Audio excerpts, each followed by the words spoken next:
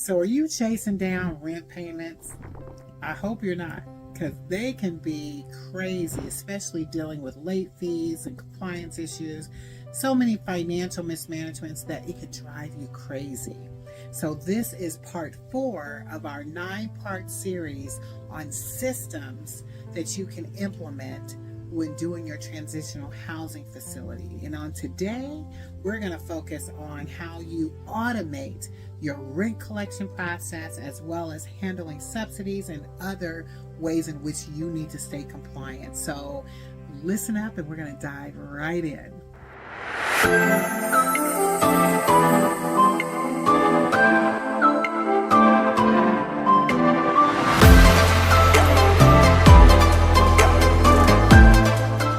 Now, when you are dealing with rent collection, some of the biggest challenges that you're going to have is that you got residents who have unstable income, and it's difficult for them to be committed to making their contribution. Now, and this is why I always say you want to make sure you're layering this well, so that if that does happen, it doesn't change as much on your end, that you can still keep things flowing. When their contribution comes in, it comes in. So I know that because it's so unstable, or the fact that they might be relying on subsidies, that can pose a problem for you. We work with several different agencies who provide payments for our residents, and that can be a challenge if they have their funding slowed down and it might take them a little longer to get to you. You need to be able to operate well in spite of that. So when you're looking at what residents give, you're looking at what agencies give, that could take some time, and you have to be prepared for that. So being able to also then track that well without an automated system is crazy to be able to manage that. So I think it's important to be able to have a system in place so that there are no errors that are going to be made. You won't have missed payments. And when those shortfalls happen with funding, you see them before they happen. Because what you don't want to have happen is you have more month than funds left, and now you're going to have to come out of your own pocket at your house to make sure that those expenses are paid in that transitional housing facility. So that is a very big challenge. So that's why it's so important to be able to have an automated tracking system in place, preferably something that's online that allows for you to be able to do that. I do know we do a lot of reminders. We don't do it just for when dues are owed. We do it for everything, but clearly having a way in which you're communicating to residents of when it's due and what to expect and how you do it, that actually will help you reduce late payments up to 60% when you do that well. Now, we do charge late fees. I don't want it, you don't want your residents to incur late fees. Let me just say that. So as soon as you can be on top of that, you have an automated system that lets you know. First, they're reminded that it's owed, and then once that deadline's passed, like if it was due today, tomorrow it's late. So you have a way of seeing where that's at before it gets too far going. The way in which we track our late fees, we are on top of it, making sure that we are doing a service to the residents and not a disservice. So, because late fees can be costly and expensive for you, especially if you are on a budget and or you have a job that doesn't pay you well. That could hurt you more than anything, getting behind. And once you're behind, you're digging a hole so deep that they're not going to be able to get out of. And so when you have a management system, an automated system that allows for you to track that, you're able to then see it before it becomes an issue. So that's why I encourage people to use an online tracking system when it comes to tracking these funds as they are coming in, and you're communicating with them, because it could track it, but if you're not saying anything, you're setting them up for failure, and we don't want to see that. So now that you understand the mistakes that can be made and the biggest challenges in collecting these dues, there are some tools that you can use to be able to make that seamless. And I will constantly say, property management software is the best key for making that happen. It's the best system for doing that. They also have other systems in place. I don't want to make it sound it's just the property management software, but you can utilize other means to be able to do that, to be able to notify them when dues are required.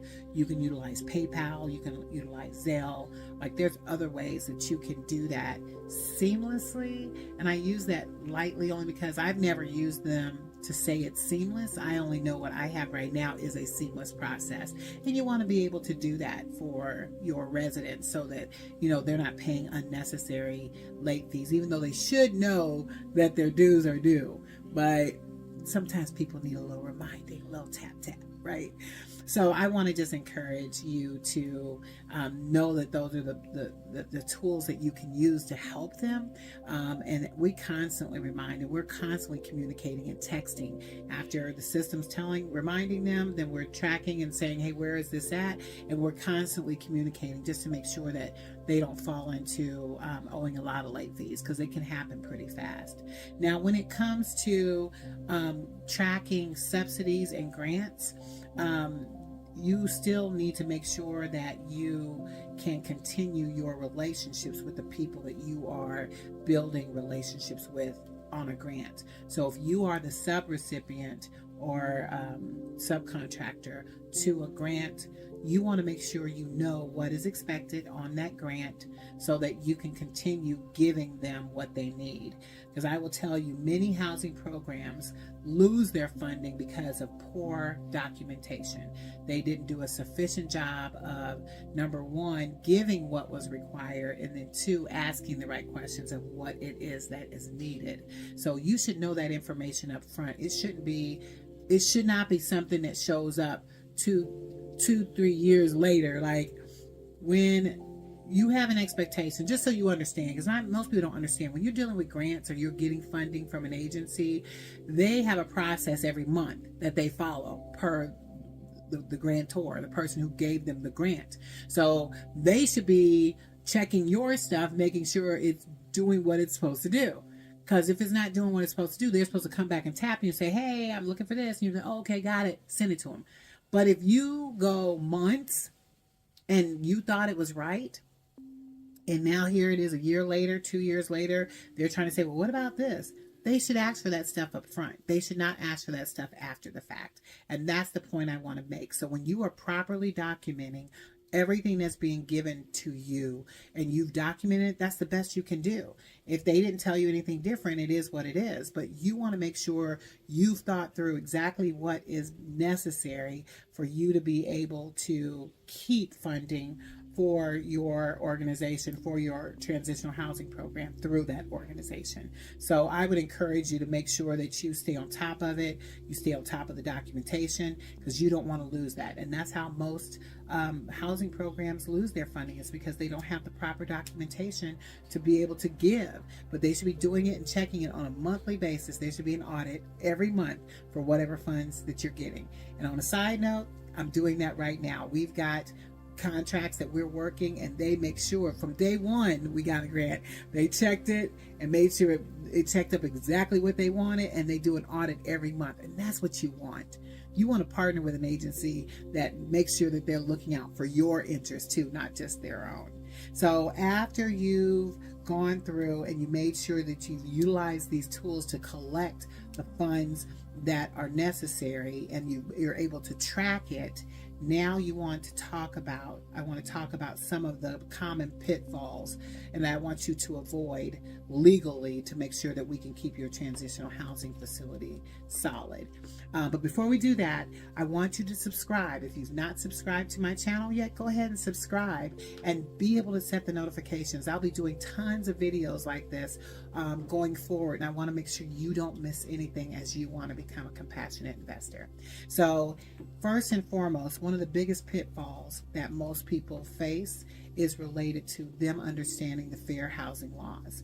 There is a process that must be followed, and you have to, in your transitional housing facility, still make sure you're being fair. You're not discriminating against anyone. You're doing it to the best of your program abilities. Now, I'm going to say that, like, if you have a program clearly where you have individuals who have to register, clearly you cannot just let anybody move there. So there's some latitude there I want you to hear, but make sure you know what they are.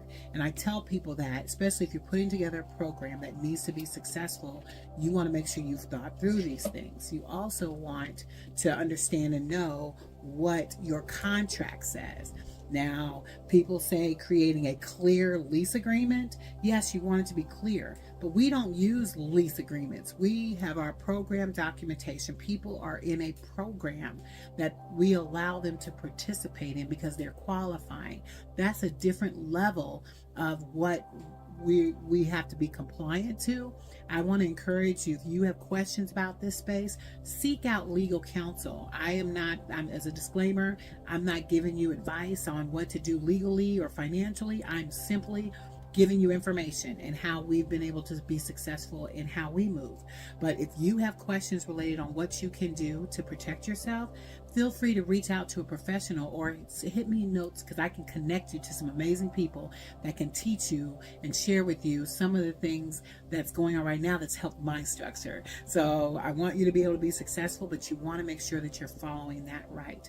When you're doing that well, you will be able to successfully, because all those things need to be automated too.